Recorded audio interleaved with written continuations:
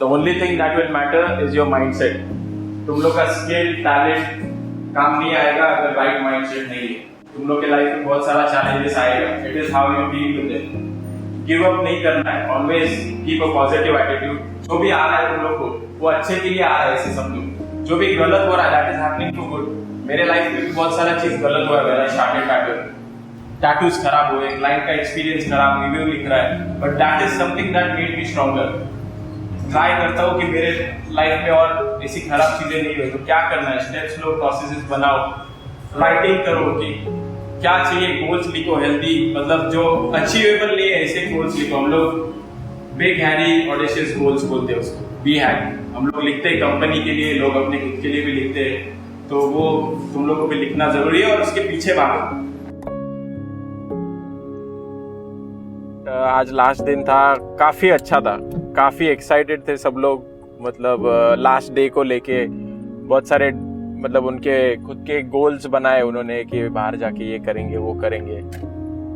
हम लोग ने जो कॉन्वोकेशन का फ्लो रखा था वो भी काफी हैपनिंग था, मतलब उनको मजा आया।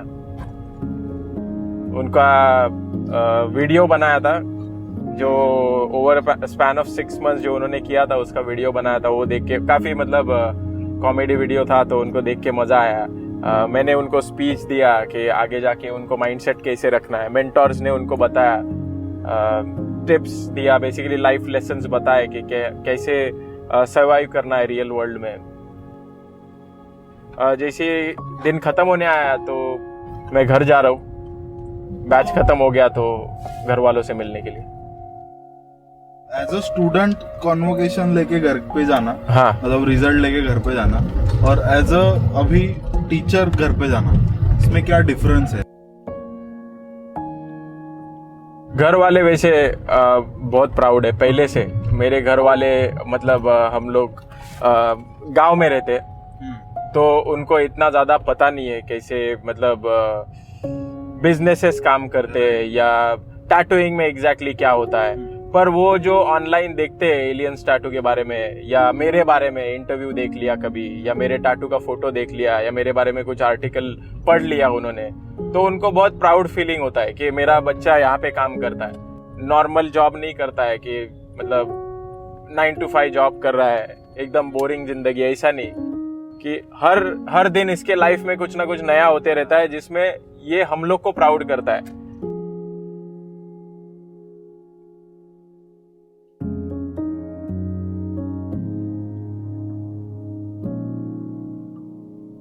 मतलब अभी स्टूडेंट्स के केस में हम लोग स्टूडेंट्स का करियर बनाते हैं यहाँ पे।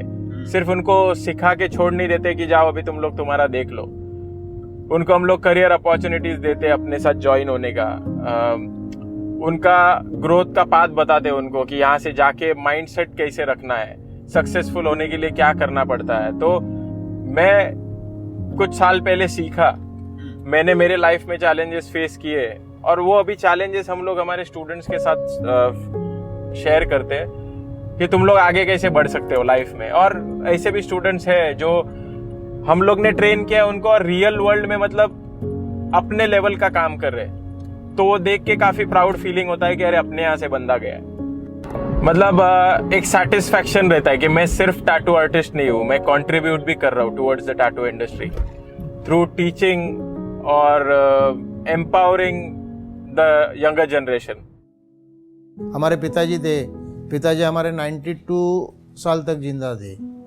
तो एलन के दादाजी, तो एलन को बचपन से ड्राइंग का बहुत शौक था।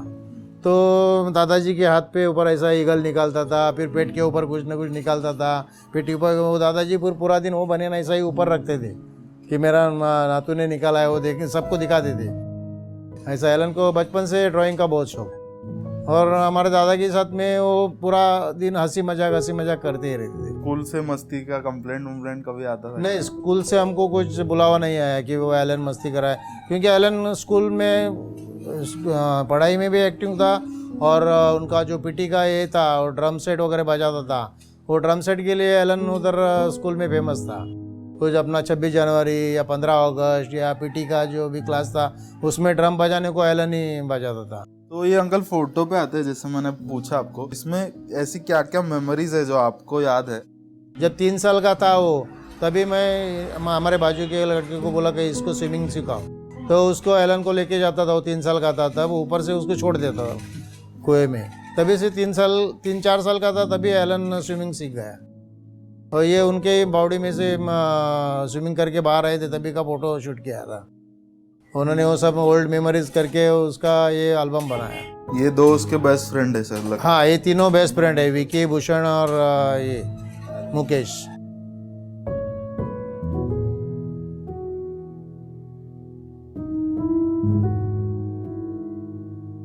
बचपन में क्या करते थे, क्या पसंद था? मेरे को आर्ट में बहुत शौक था। मतलब मैं स्कूल में जाता था, तभी स्कूल में से आता था और मैं कोई भी टीवी अगर लगाता था ना, तो उसमें मैं एक तो एनिमल प्लैनेट लगाता था। मेरे को एनिमल्स बहुत अच्छा लगता है, पेट्स अच्छे लगते हैं। और उसके अलावा मैं आर्ट्स एंड क्राफ्ट्स रहता है ना, मतलब पहले मैड आता था, आर्ट अटैक आता था, वो देखता था और वो सेम चीज बनाने का ट्राई करता था। क्राफ्ट्स में बहुत ज्यादा इंटरेस्ट था। ड्राइंग का जब भी लेक्चर रहता था स्कूल में, तभी मेरे को बहुत इंटरेस्टिंग लगता था। मैं बाकी लोग के ड्राइंग्स बना के देता था, प्रोजेक्ट्स बना के देता था, तो मेरे को वो चीज में बहुत इंटरेस्ट था। और मेरे को हमेशा आर्ट रिलेटेड कुछ करना था। मेरे को डैडी से भी बहुत ज्यादा सपोर्ट रहा है हमेशा कि तेरे को नहीं सीखने का है, नहीं पढ़ाई करने का, ठीक है, तू तेरे को जो अच्छा लगता है वैसे टाइप में कुछ कर। कुछ आइडिया नहीं था क्या करेगा आगे जाके, पैसे कैसे आएंगे, पर तेरे को अच्छा लगता है ना, तू जा उसमें। तो हमेशा मेरा चाइल्डहुड एकदम हैपनिंग रहा है कि मेरे को किसी ने रिस्ट्रिक्शन नहीं डाला कि तू ये मत कर या वो मत कर। हमेशा सपोर्ट रहा है। स्कूल में कैसे था पढ़ाई में, एकेडमिक? स्कूल के बारे में मैं स्टडीज में इतना अच्छा नहीं था। मतलब एवरेज ग्रेड्स लाता था, बिटवीन 35 to 50, वो उतना मेरा ग्रेड का उतना ही औकात था बेस। पर 10th में मेरे को 77% आया था, जो 10th को उसको बहुत दबाया था। सिस्टर ने तो उसको इतना दबाया था, तू देख मेरे इतना मार्क्स तेरे को निकालना ही पड़ेगा, क्योंकि ये पूरा दिन टीवी पे ही, वो प्ले स्टेशन उसका मामा ने लाके दिया था, प्ले स्टेशन पे ही वो खेलता था।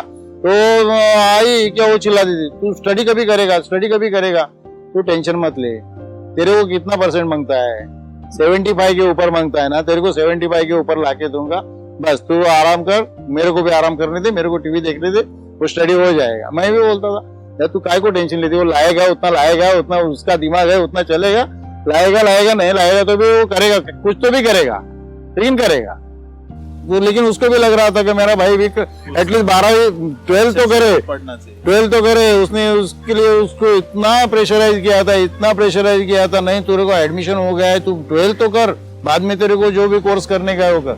लेकिन ये नहीं तो नहीं।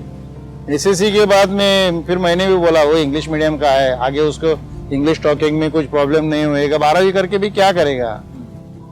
उसके बाद में 12वीं होने के बाद में 12th होने के बाद में भी अलग ही कोर्स करेगा ना, उससे अच्छा उसको अभी जाने तो 2 साल, उसका 2 साल का को उसको बर्बाद करे, 2 साल में दूसरा कुछ तो भी करेगा।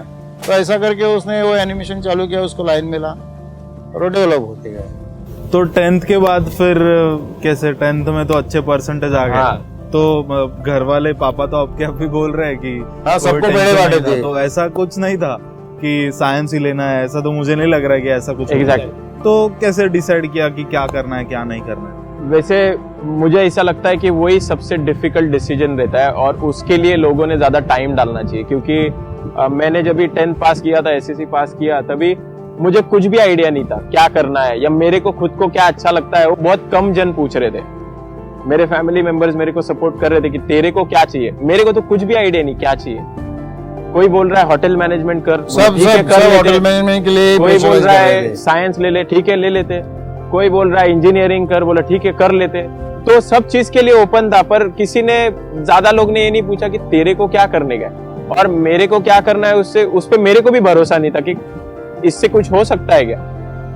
पर डैड का हमेशा सपोर्ट था कि देख तेरे को, मतलब तेरे को भी पता है कि ये अपने मार्क्स आए वो बाय फ्लूक आए, अपन उसके पीछे कुछ इतना पढ़ाई आगे भी जाके करने वाले हैं नहीं। तेरे को हमेशा से ये चीज में इंटरेस्ट रहा है आर्ट्स एंड क्राफ्ट्स में, तो क्यों ना उससे रिलेटेड कुछ करे। तो इन्होंने पेपर में एडवर्टाइजमेंट देखा कि एनिमेशन करके कुछ आया है, जो मूवीज वगैरह बनते हैं एनिमेटेड, तो तेरे को ऐसा कुछ करने का है। तो मैं बोला हाँ मेरे को ऐसे कुछ करने में इंटरेस्ट रहेगा, पता नहीं मुझे कैसा होता है पर इंटरेस्ट रहेगा। तो उसमें भी बहुत लोग डबल माइंड थे कि अरे डायरेक्ट 10th से इसको एनिमेशन में किधर डाल रहे हो, एटलीस्ट 12th तो कराओ। मेरी बहन काफी पढ़ी लिखी है तो उसने बोला कि नहीं क्वालिफिकेशन के लिए एटलीस्ट उतना जरूरी है। मैं बोला तुम लोग को कराने का है तो कराओ, बट मेरे को नहीं करने का है इसमें। इसने शुरू से जो ना का जो ये पढ़ा था ना ही ना, मेरे को बोला डैडी फिर मेरे को करने का ही नहीं कॉलेज, बोला नहीं करने का तो मत दे। उनको मैं समझाता है तो अपने को किया। चल दूसरा दिन हम लोग गए दादर में सीधा शारदाश्रम में, उधर पैम्पलेट वगैरह लिया, उनको बोला एडमिशन का, बोला पैसा ऐसा भरने का, थोड़ा थोड़ा पैसा भरेंगे। वो बोला ठीक है, 2.5 लाख रुपया वो टाइम में उसका ये था। तो बोला 3-6 साल में तुम कैसा भी करके तुम्हारे पास जैसा आता है वैसा करो, 3 साल का डिप्लोमा 3 साल का डिग्री, ऐसा करके उसका स्टार्ट हो गया। डेली अप डाउन हो दादर से विरार से अरनाला, दादर से ऐसा करता गया, उसका वो एनिमेशन पूरा हो गया। बीच में तो ऐसा टाइम आया था कि मैं I was in the middle of diploma और सब प्रेशर कर रहे हैं, अरे तू 12th कर, इसका कुछ भरोसा नहीं लग रहा है। मैं कॉलेज में भी गया एक बार एडमिशन लेने के लिए, लाइन में खड़ा रह गया, जहाँ की मेरे दोस्त लोग कुछ तो 12th पास हो गए थे ऑलरेडी और 13 के लिए एडमिशन ले रहे, और मैं 12वीं के लिए जा रहा हूँ, बाहर से देते ना, बाहर से उसके लिए मैं खड़ा था लाइन में, सब लोग भाग रहे इधर उधर, ये फॉर्म वो फॉर्म सब उधर, मतलब फिश मार्केट जैसा सिनेरियो था। मैं बोला क्या कर रहा हूँ यार इधर लाइन में खड़ा रह के, ये करने गया मेरे को लाइफ में। मैं उधर से रिटर्न आ गया, उधर से छोड़ के आ गया।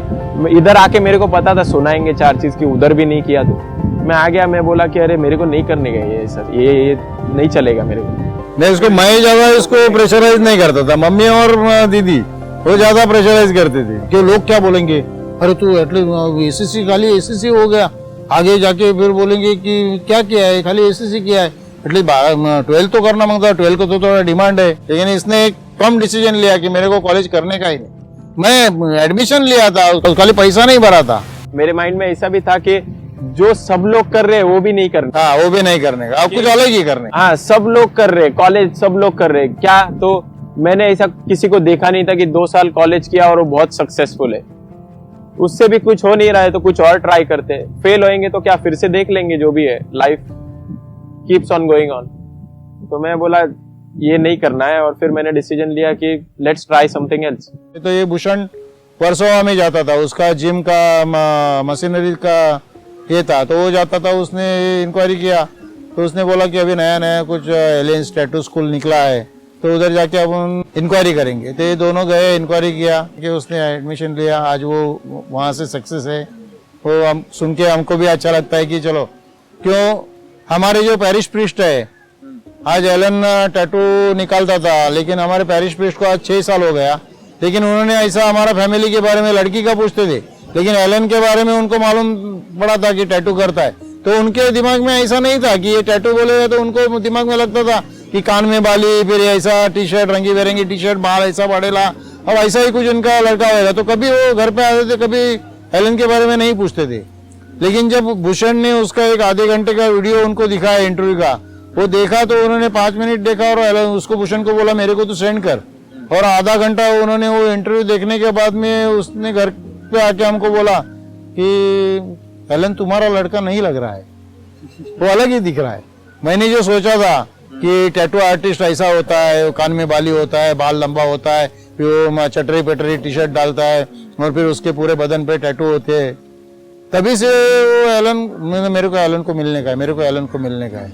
एक दिन एलन आया था तो एलन घर में ही था, तभी फादर आ गए, तो बोला ये मेरा लड़का एलन। तो देखते ही रह गए वो एलन को। अरे नहीं, मैं उसके बोला कि नहीं, मैं जो सोचा था कि तुम्हारे बारे में तो वो गलत है, तुम तो एकदम हैंडसम हो और तुम्हारा इंग्लिश इतना फ्लुएंट है, तो मैं तुमसे इतना इंस्पायर्ड हो गया कि मेरे को भी ऐसा दिल लगता है कि तुम्हारा इंटरव्यू ले लूँ। तो उन्होंने भी इसका इंटरव्यू लिया कि ये टैटू लोग क्यों बनाते हैं, टैटू क्यों करते हैं, इसमें क्या है, उनको क्या मिलता है। तो इसने एक ही उनको जवाब दिया कि हर एक का हॉबी अलग रहता है। अभी तुम्हारे भी दिल में कुछ हॉबी रहेगा, मेरे दिल में कुछ हॉबी है। किसी को लगता है कि मेरा टैटू निकालो, किसी का मेमोरीज में टैटू निकालते हैं, कौन किसका।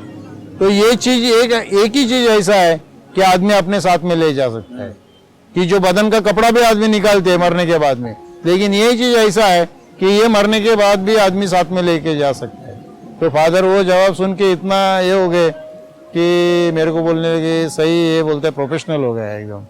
उसका जवाब से ऐसा नहीं लग रहा है कि यहाँ पे रहेगा, ये तो बहुत आगे जाएगा।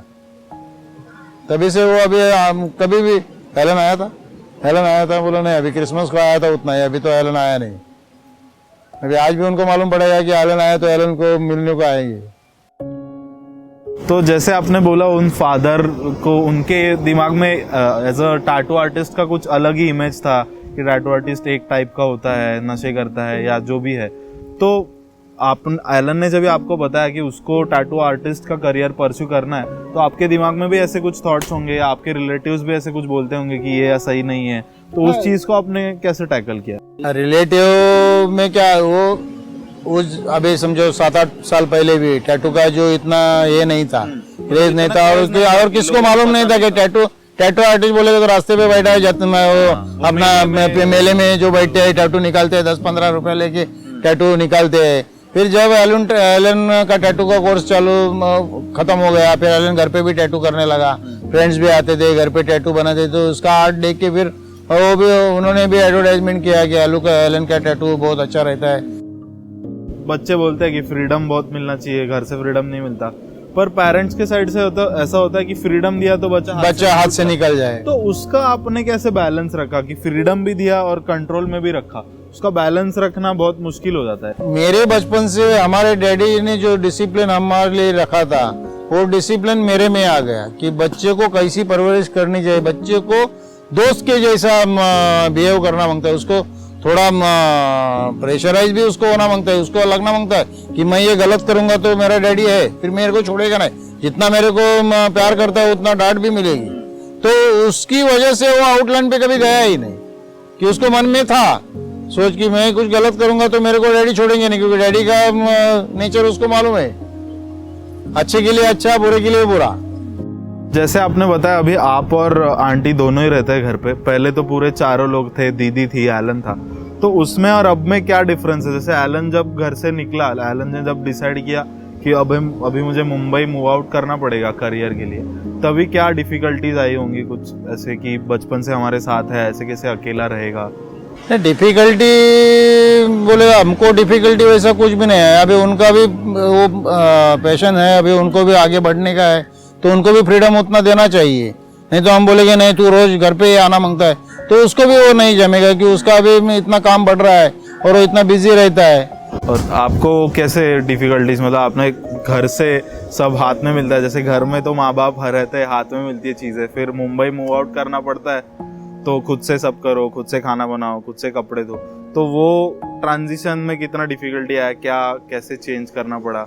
तो इनिशियली जो ट्रांजिशन था, मतलब घर से मूव होके इंडिपेंडेंटली रहना, वो डिफिकल्ट था। मतलब करने के लिए लोग थे, मतलब हेल्प करने के लिए मम्मी डैडी दोनों रहते थे। वहां पे मूव हो गया तो सब अपने को ही करना है, घर का क्लीनिंग से लेके बर्तन धोना, खाना बनाना, मतलब ब्रेकफास्ट का बोल रहा हूँ, पूरा 3 टाइम का खाना नहीं, पर ब्रेकफास्ट बनाना और सारे यूटिलिटीज भरना, तो वो एक डिफिकल्ट चीज आ गया, ऐड हो गया। तो मैं उसके लिए ग्रेटफुल हूँ कि मेरे में डिसिप्लिन ऐड हो गया। जब भी मैं मूव हो गया बाहर, तभी ज्यादा डिसिप्लिन आ गया, चीजें और अच्छे तरीके से प्लान करके मैं करने लग गया, और अच्छा था। मतलब एक्सपीरियंस अच्छा है, लाइफ में एक बार होना चाहिए। मतलब मैं सिर्फ सुनते आ रहा था कि बाहर ऐसा कल्चर रहता है कि लोग 18 साल के हो जाते तो उनको बाहर निकाल देते, तो मेरे को एग्जैक्टली समझता नहीं था कि क्या रहता था। मतलब क्या धक्के मार के बाहर निकालते या अच्छे से बोलते हैं जाने के लिए, तो अब भी मुझे समझ रहा है कि एग्जैक्टली कैसे रहता है वो और क्यों लोगों में ग्रोथ आता है। सो आई एम लिविंग इट। मैं जब भी गोवा गया था तभी मेरे 3 दोस्त लोग के साथ गया था, मैं, भूषण, विकी, हम लोग गए थे। तो मेरे को टाटू का इतना शौक नहीं था, इन लोग को टाटू का शौक था। ये लोग मेरे को बोले कि अरे अपने को टाटू करने जाना है। मैं तो बोला अरे मेरे को नीडल से डर लगता है, मैं नहीं करेगा टाटू। बोलते नहीं, एक साथ आए, तेरे को करना ही पड़ेगा। तो गए हम लोग टाटू स्टूडियो में। तो टाटू स्टूडियो में एंटर किया तो इतना वेलकमिंग नहीं था टाटू स्टूडियो, मतलब सब अपना अपना काम कर रहे थे, आर्टिस्ट अपना काम कर रहा है। हम लोग एंटर किए, हम लोग ने पूछा कि हम लोग को टाटू करना है, तो रिस्पॉन्स भी इतना अच्छा नहीं आया कि वेलकमिंग नहीं था बेसिकली। हाँ बोलो क्या करना है। तो इन लोग की वजह से मेरे को खुद का नाम मेरे पे बनाना पड़ा, क्योंकि मेरे पास कुछ था नहीं तभी करने के लिए। तो वो होने के बाद मैंने देखा कि अरे इसने तो आधे घंटे में 5-6 हज़ार रुपये कमा लिए 3-4 क्लाइंट पे टाटू करके। तो इनिशियली मैं उससे इंस्पायर हो गया कि हाँ मैं पैसे कमाना चाहता हूँ, तो मेरे को उसके अंदर आना है, तो मैं कर लूंगा। तो डैडी ने बोला कि चल ठीक है तेरे को वो भी करना है, तो मैं उसमें भी पैसे डालने के लिए तैयार हूँ, तुम लोग जाओ देखो कहाँ पे है इंस्टीट्यूट। तो हम लोग ऊपर गया, मैं कंप्यूटर पे सर्च किया कि बेस्ट टाटू इंस्टीट्यूट इन मुंबई। तो एलियंस टाटू का नाम ऊपर आया। मुझे तो इतना कुछ समझा नहीं, पर भूषण को वहाँ के शिवा टाटूज अच्छे लगे, तो वो बोल रहा है कि अरे इधर शिवा टाटूज बहुत अच्छे होते हैं, यहाँ पे जाते हैं। 4 दिसंबर 2014 से मैं वहाँ पे जाना चालू हो गया। और मैं जब भी गया वहाँ पे तभी मैं सोच के गया था कि हाँ ठीक है इसी टाटू स्टूडियो रहता है, छोटे छोटे टाटूज चलेंगे। पर जिस दिन मैं गया तभी सनी सर वहाँ पे ना एक बड़ा टाटू बना रहे थे, पोर्ट्रेट टाटू। तो मैं बैठा था, सब ऑब्जर्व कर रहा था। तो उन्होंने कंसल्टेशन के टाइम पे क्लाइंट को 28,000 रुपीज का प्राइस दिया। तो मैं बोला अरे मैं तो 1,000 रुपए का टाटू किया, इधर तो 28,000 रुपीज बोल दिया। और क्लाइंट भी ओके था, मतलब हाँ ठीक है कभी करना है, डेट वगैरह फिक्स हो गया। और वो डिजाइन वगैरह बना। फिर दूसरे दिन टाटू था। टाटू के टाइम पे मैं गया और टाटू जब भी बन रहा था वो, तभी मैंने फर्स्ट टाइम मेरे लाइफ में विटनेस किया रहेगा कि पोर्ट्रेट लेवल का टाटू स्किन पे एग्जीक्यूट होता है।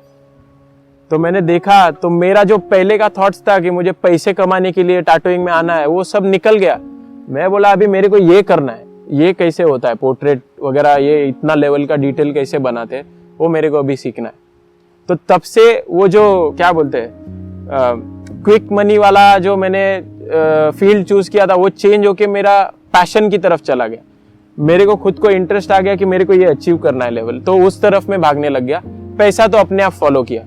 When I started getting better at my art, तो पैसे अपने आप फॉलो होने लग गए, लोग मेरे को जानने लग गए, मेरा पोर्टफोलियो बन गया, फेम आने लग गया, मैगजीन में नाम आया, सेलिब्रिटीज लोग पे टाटू किया। So that came after I started following my passion. पैसे के पीछे जाता तो पैसे तो आ जाते, पर वो उधर ही अटका रहता। पैशन के पीछे जब भी जाते तभी पैसा अपने आप फॉलो करता है। ऐसा मेरा खुद का एक्सपीरियंस है। आपकी मॉम स्ट्रिक्ट थी, तो आपने जब भी ये डिसीजन लिया कि tattoo artist, as a tattoo artist career pursue करना है, तब मॉम का क्या टेक था? क्योंकि जैसे पापा ने बताया कि आप मॉम चाहती थी कि एजुकेशन में आप कुछ अच्छे साइड पे करो। इनिशियली जब भी मैंने ज्वाइन किया था टैटूइंग और जॉब स्टार्ट किया था, तभी इनिशियल लेवल पे चैलेंजेस आता था कि मेरा सैलरी बहुत कम था और मैं सुबह जाता था 10 बजे, आता था रात को 2 बजे, 3 बजे, कभी 1:30 बजे। तो सेफ्टी रिलेटेड इशू रहता था कि अपना गांव में तेरे को पता है कैसा कोई नहीं रहता है रोड पे, तू बाइक लेके अकेला आता है। तो मतलब इतने कम सैलरी में इतना रिस्क उठाने का क्या जरूरत है? मतलब तू कुछ और भी कर सकता है ना, ये क्यों करने का जरूरत है? तो मैं कुछ नहीं करता था, तभी भी ऐसा रहता था कि अरे तू घर पे बैठा है तो क्या करने वाला आगे। तो मैं बोला कि चल मैं मेहनत करता हूँ, कुछ नहीं तो धीरे धीरे ऊपर आएंगे। तो इनिशियल लेवल पे वो चैलेंज रहता था कि अपने को क्या 50,000 सैलरी थोड़ी मिल रहा है, तू इतना रिस्क कर रहा है, कुछ हो गया तो आगे जाके। तो पर मैंने कंटिन्यू किया वो काम को कंटिन्यू किया, तो धीरे धीरे मेरा सैलरी बढ़ने लग गया, ग्रोथ होने लग गया, लोगों को दिखने लग गया कि अरे चेंज आ रहा है इसके करियर में। तो फिर सपोर्ट करने लग गए कि हाँ मतलब भरोसा आ गया कि चल सही है, तू जो कर रहा है वो सही है। As a artist and as a teacher, आप क्या मैसेज देना चाहोगे जो स्टूडेंट्स है या जो पेरेंट्स है, उनको कैसे सपोर्ट करना चाहिए और क्या कह के उनको बोलना चाहिए कि मुझे टैटू आर्टिस्ट बनना है या मुझे आर्ट फील्ड में कुछ करना है, उसके लिए आपका क्या टिप? राइट, सो मुझे ऐसा लगता है कि अगर आपका बच्चा आपको सामने से बोल रहा है कि पापा मुझे ये करना है, या पापा मुझे डांसर बनना है या एक्टर बनना है, जो भी करना है, टैटू आर्टिस्ट बनना है, तो एटलीस्ट वो जो बोल रहा है उसका सुन लो। क्योंकि वो मतलब बहुत कम लोगों में ये बात रहता है जिनको पता रहता है कि मेरे को क्या करना है। काफी लोग मैंने देखे जो लॉस्ट रहते हैं, उनको पता नहीं रहता है कि मेरे को आगे जाके क्या करना है। मतलब जेन्युइनली आप किसी बच्चे को या उसको पूछो, जैसे हम लोग छोटे रहते थे तो हम लोग को कोई भी पूछता है तेरे को बड़ा होके क्या बनना है, हम लोग कुछ भी बोल देते थे, क्या मेरे को डांसर बनना है, मेरे को एक्टर बनना है। पर until that moment when you realize कि अरे एक्चुअली मेरे को क्या करना है, तब तक बाकी लोग ने सजेस्ट कर दिया रहता है कि तू ये कर सकता है. So let them follow the passion, क्योंकि यू नेवर नो. मतलब मेरे को जब भी टैटूइंग में डाला तभी मेरे डैड को पता नहीं रहेगा कि मैं इतना बड़ा बन जाऊंगा, मैं हार्दिक पांड्या पे टैटू करूंगा या मेरा मैगजीन में नाम आएगा या मैं अवार्ड जीतूंगा. ये उनको तो पता नहीं रहेगा, पर उन्होंने एक ट्रस्ट किया कि नहीं, मेरे बच्चे को कॉन्फिडेंस है तो मैं उसको करने देता हूँ. राइट, उसका खुद का देख लेगा या कर लेगा. तो वो कॉन्फिडेंस उतना पेरेंट्स में होना चाहिए. अगर रिस्ट्रिक्शंस डालते हैं तो फिर वो बच्चा खुद डीमोटिवेट हो जाता है कि अरे मेरे फादर को या मदर को ही कॉन्फिडेंस नहीं है, तो डर के वजह से वैसे ही जाने देते हैं. और फिर सालों निकल जाते हैं जब तक उनको पैशन पता चलता है कि अरे मेरे को तो रियल में ये करना था. एक एग्जांपल देने जाए तो मैं इंटरव्यूज लेता हूँ, मेरे स्टूडेंट्स को हायर करता हूँ, उनका करियर हम लोग बनाते हैं. तो हम लोग उनको जॉब अपॉर्चुनिटीज नहीं, बेसिकली करियर ऑफर करते हैं. तो जब भी मैं उनका इंटरव्यू लेता हूँ, मैं हमेशा हर स्टूडेंट से पूछता हूँ कि टैटूइंग में कैसे आना हुआ. तो बहुत इंटरेस्टिंग रहता है स्टोरीज. कोई स्टूडेंट्स इंजीनियरिंग किया, फिर कोई बीपीओ में काम किया, मन नहीं लगा, अचानक टैटूइंग में आ गए. किसी को आर्ट में शौक था, 5 साल से पैसे अरेंज नहीं हो रहे थे सीखने के लिए, जेजे स्कूल ऑफ आर्ट में करना था, वो नहीं हो पाया. जॉब किया, पैसे कमाए, फिर टैटूइंग में आ गए खुद के पैसे से, क्योंकि फैमिली सपोर्ट नहीं था. कोई ऐसे रहते हैं जिनको फैमिली सपोर्ट पूरा है, आर्ट में करना है, वो लोग भी आ जाते हैं. तो ये एक पैटर्न दिखता है कि it is not necessary that you have to be an artist to become a tattoo artist. आपको आर्ट में इनफ पैशन रहना जरूरी है, उसके सामने डेडिकेशन रहना जरूरी है कि मेरे को ये आर्ट फील अच्छा लगता है, मेरे को ये परस्यू करना है एज अ करियर. बट आपको पैशन होना जरूरी है कि मेरे को ये करना है.